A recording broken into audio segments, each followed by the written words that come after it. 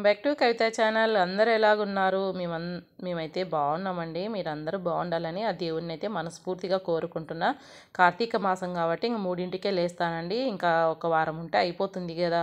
మరి నెక్స్ట్ వచ్చే సోమవారంకి అయితే కార్తీక మాసం అయితే పూర్తి అయిపోతుంది. చూసారా, ఇంకా తులసమ్మ దగ్గర ఇలా దీపాలన్నీ వెలిగించేసుకున్నా, బయట లోపలన్నీ వెలిగించేసుకున్నా అండి.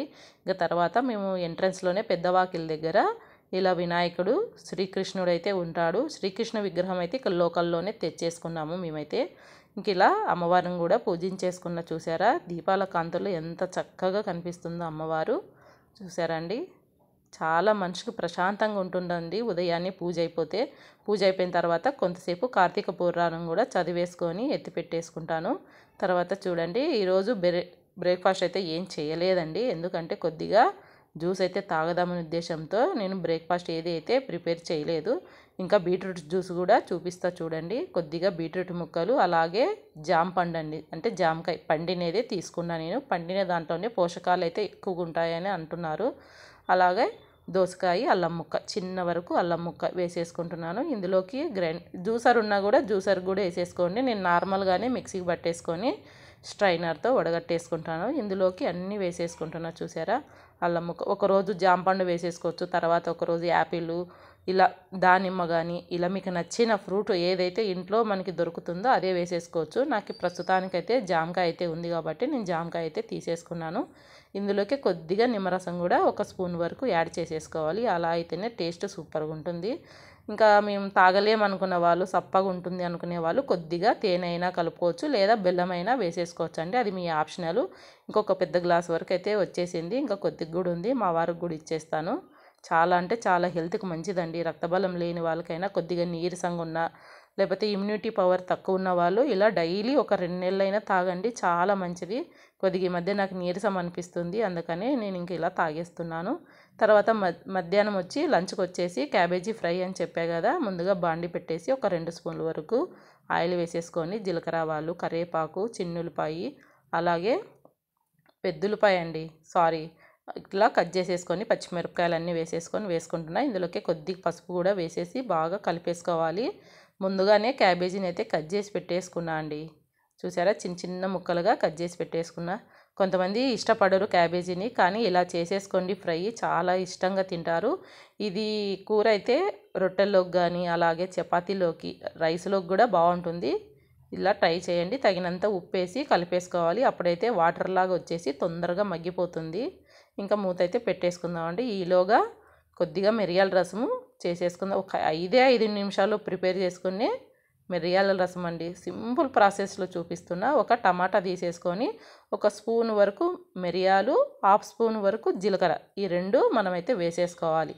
సింపుల్ అంటే సింపుల్, ఎంతో ఈజీగా చేసుకునే విధంగానే నేను చూపిస్తున్నా. ఖచ్చితంగా ఇది ట్రై చేయండి. కొద్దిగా నానబెట్టిన చింతపండు, తగినంత ఉప్పు, పసుపు, అలాగే కారం అండి. చిన్నపిల్లలు తినే మటుకైతే మిరియాలే సరిపోతుంది. ఇంకా మేము పెద్దవాళ్ళమే కదా, కొద్దిగా అయితే కారం యాడ్ చేసేస్తున్నా. ఇందుకు తగినంత బెల్లం కూడా వేసేసుకుంటేనే సూపర్ టేస్టీగా ఉంటుంది. అలాగే ఇందులోకి మంచి ఫ్లేవర్ కోసం అయితే కొద్దిగా ఇంగువ కూడా వేసేస్తున్నా. ఇంగువ హెల్త్కి చాలా మంచిదండి. తర్వాత ఇలా మిక్సీకి అయితే పట్టేసుకుంటున్నా అండి. ఒక్క స్పూన్ వరకు ఆయిల్ తీసేసుకుని, ఎక్కువ కూడా పట్టదు. కొద్దిగా జీలకర్ర ఆవాలు వేసేసుకొని, చిన్నులపై మటుకు చాలా బాగా ఇట్లా కచ్చబచ్చగా దంచే వేసుకుంటేనే ఫ్లేవర్ మంచిగా ఉంటుంది. ఇందులోకి తాలింపులోకి కరివేపాకు కూడా వేసేసుకొని, మనం ముందుగా మిక్సీకి పట్టాం కదా, ఆ మిశ్రమం అంతా ఇలా వేసేసుకోవడమే అండి. చాలా సింపుల్. ఖచ్చితంగా ఇలా ట్రై చేయండి. మిరియాల రసం ఎంతమందికి ఇష్టమో కూడా తప్పకుండా కామెంట్ చేయండి. ఒక 5 నిమిషాల్లో ప్రిపేర్ అయ్యే మిరియాల రసం, అందులో సూపర్ టేస్టీగా ఉంటుందండి. ఈ చలికాలంలో ఇలా డైలీ తినడం వల్ల కూడా చాలా హెల్త్కి కూడా మంచిది, అరుగుదల కూడా బాగుంటుంది. ఇంకా కొత్తిమీర వేసేసి స్టవ్ అయితే ఆఫ్ చేసేస్తున్నా. మిరియాల రసం ప్రిపేర్ అయిపోయింది. తర్వాత ఇంకా బాగా మగ్గిపోయింది. చూసారా, క్యాబేజీ వేసేటప్పుడేమో దీని నిండా ఉందండి, ఇప్పుడు చూస్తే ఎంత వచ్చేసిందో చూడండి. తర్వాత కారం వేసేస్తున్నా. కొద్దిగా రాయలసీమ వాళ్ళం కదండి, కారం అయితే ఎక్కువగానే తింటాము.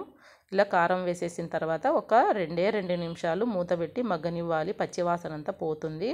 ఇందులోకి చిన్నగా కట్ చేసుకున్న కొత్తిమీర కూడా వేసేసుకొని ఇంకా స్టవ్ ఆఫ్ చేసేసుకోవడమే అండి. చాలా అంటే చాలా టేస్టీగా ఉంటుంది. ఎక్కువ మసాలా కూడా వేయకుండా సింపుల్ ప్రాసెస్ అండి. గ్యాస్ ప్రాబ్లం ఉన్న వాళ్ళకి కూడా ఇలా చేసేసుకుంటే చాలా మంచిది. ఇంకా వేడి వేడి మిరియాల రసం అయితే ప్రిపేర్ అయిపోయింది.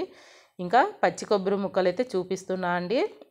సూపర్ టేస్టీగా ఉండే పచ్చి కొబ్బరి కేక్ అండి. చాలా బాగుంటుంది, ఖచ్చితంగా ట్రై చేయండి. ముందుగానే నేను పచ్చి కొబ్బరిని బ్యాక్ సైడు నల్లగా ఉంటుంది కదండి, అదంతా తీసేసుకొని ఇలా చిన్న చిన్న ముక్కలు కట్ చేసేసుకొని మిక్సీకి పట్టేసుకోవాలండి. అలాగైతేనే సూపర్ టేస్టీగా ఉంటుంది ఈ కేకు. ముందుగా ఒక కప్పు వరకు పచ్చి కొబ్బరి తీసేసుకున్నా, ఒక 3-4 స్పూన్ల వరకు నెయ్యి తీసేసుకున్నా అండి. తర్వాత 2 కప్పుల వరకు పాలు తీసేసుకుంటున్నా. తర్వాత 2 కప్పుల వరకు చక్కెర తీసేసుకుంటున్నా అండి. 1.5 కప్ అయినా సరిపోతుంది, మీకు పక్కా కొలతలతోనే చూపించాను. ఇలా వీటన్నిటిని కలిపేసుకోవాలండి. ఇలా చూసారా, ఇలా బాగా చక్కెర కరిగిపోయేదాకా కలిపేసుకోవాలి. చాలా అంటే చాలా టేస్టీగా ఉంటుందండి, ఖచ్చితంగా ట్రై చేయండి. ఒక మందంపాటి బాండీ పెట్టేసుకొని అందులోకి మనం ఇది మిశ్రమం అంతా వేసేసుకొని బాగా కలిపేసుకోవాలి. చూసారా ఎంత చక్కగా ఉడుకుతుందో, బాగా ఉడికి దగ్గరికి రావాలండి. అలా అయితేనే మంచి టేస్ట్ని ఇస్తుంది.